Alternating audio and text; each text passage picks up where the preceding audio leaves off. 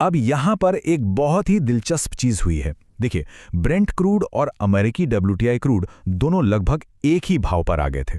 आमतौर पर इनमें कुछ डॉलर्स का फर्क रहता है, लेकिन जब ये फर्क लगभग खत्म हो जाए ना, तो समझ जाइए कि तेल बाजार में जबरदस्त तनाव और घबराहट का माहौल है।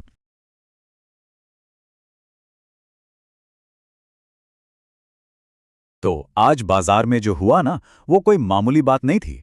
400 से ज्यादा अंकों की एक जबरदस्त गिरावट। चलिए, आज के इस विश्लेषण में इसके पीछे की कहानी को परत दर परत समझते हैं।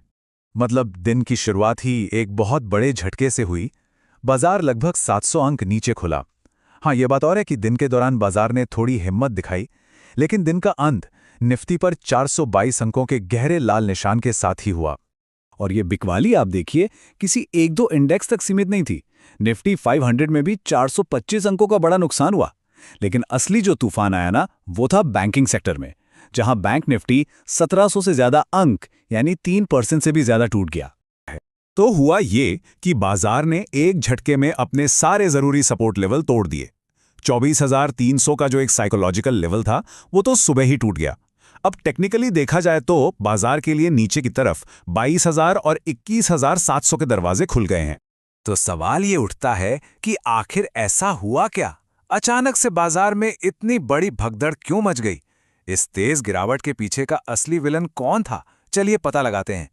और वो विलन था कच्चा तेल।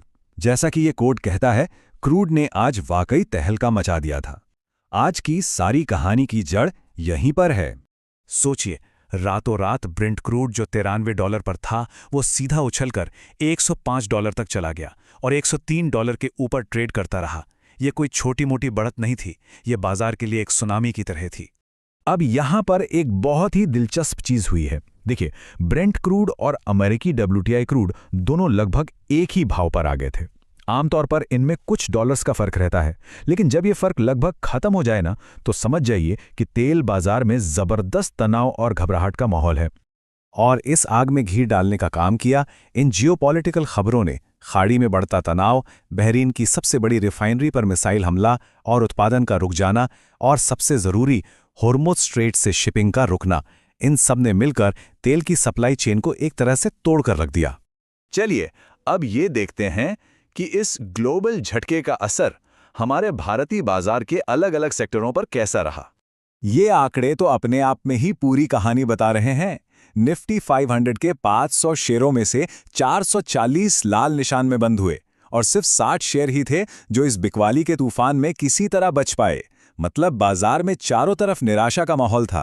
सबसे ज्यादा मार पड़ी ऑटो और पीएसयू बैंक इंडेक्स पर, दोनों ही 4% नीचे। और देखिए, ये वही सेक्टर थे जिन्होंने हाल में काफी अच्छी तेजी दिखाई थी। बाजार का एक सीधा सा नियम है, जहां सबसे ज्यादा प्रॉफिट बनता है, बिकवाली का दबाव भी सबसे पहले वहीं आता है। एफएमसीजी पर भी प्रेशर था, क्योंकि क्रूड महंगा होने का सीधा असर पेट्रो डेरिवेटिव्स पर निर्भर कंपनियों की लागत पर जो पड़ता है। अच्छा, एक छोटी सी बात, अगर आपको इस तरह का डीप एनालिसिस पसंद आ रहा है तो प्लीज चैनल को लाइक और सब्सक्राइब जरूर कीजिएगा। इससे हमें और बेहतर काम करने की मोटिवेशन मिलती है। और अगर आप बाजार पर और भी ज्यादा डिस्कशन करना चाहते हैं तो हमारे फ्री व्हाट्सएप ग्रुप से भी जुड़ सकते हैं। इसका लिंक आपको चैनल पेज पर मिल जाएगा। अब जरा बड़े खिलाड़ियों की चाल पर नजर डालते हैं।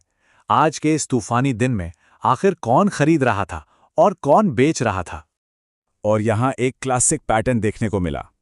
एक तरफ थे एफआईआईज यानी विदेशी संस्थागत निवेशक, जिन्होंने करीब 6,345 करोड़ की जबरदस्त बिकवाली की, और दूसरी तरफ हमारे डीआईआईज यानी घरेलू संस्थागत निवेशकों ने 9,000 करोड़ की बड़ी खरीदारी करके बाजार को संभालने की पूरी कोशिश की। ये बाजार में चल रही खींचतान को साफ साफ दिखाता है।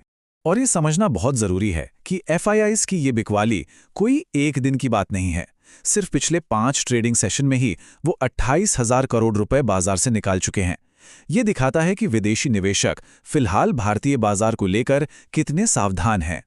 तो इन सब आंकड़ों को अगर हम जोड़कर देखें तो तस्वीर क्या बनती है? चलिए अब अर्थव्यवस्था के सामने जो बड़ी चुनौती है उसे समझते हैं। देखिए, इस वक्त ना भारतीय अर्थव्यवस्था के लिए एक डेडली कॉम्बो तैयार हो गया है। 3 चीजें एक साथ हो रही हैं। पहला, $100 के पार कच्चा तेल, दूसरा 92 के लेवल पर कमजोर होता रुपया, और तीसरा बढ़ती हुई बॉन्ड यील्ड, जो इशारा कर रही है कि आने वाले समय में कर्ज महंगा होने वाला है। और इस तिकड़ी का असर बहुत ही गंभीर हो सकता है। कंपनियों के प्रॉफिट पर प्रेशर आएगा, देश का इंपोर्ट बिल आसमान छूने लगेगा और इससे ग्लोबल ग्रोथ पर भी ब्रेक लग सकता है। और जिन अर्थव्यवस्थाओं पर पहले से ही बहुत ज़्यादा कर्ज है, उनके लिए तो स्थिति बेहद खतरनाक है। तो ये सारी कड़ियां हमें एक बहुत बड़े सवाल पर लाके खड़ा कर देती हैं। क्या बढ़ता कच्चा तेल और बिगड़ते हुए मैक्रो इकोनॉमिक हालात वैश्विक अर्थव्यवस्था को एक बड़े संकट की तरफ तो नहीं धकेल रहे हैं? और हाँ, आगे बढ़ने से पहले एक बहुत ज़रूरी बात, ये सारी जानकारी और जो भी विश्लेषण हमने किया है वो सिर्फ और सिर्फ एजुकेशनल मकसद के लिए है। हम सेबी रजिस्टर्ड एडवाइज़र नहीं हैं और इसे किसी भी तरह से कोई खरीदने या बेचने की सलाह ना समझें। कोई भी निवेश का फैसला लेने से पहले हमेशा अपने फाइनेंशियल एडवाइज़र से ज़रूर बात करें।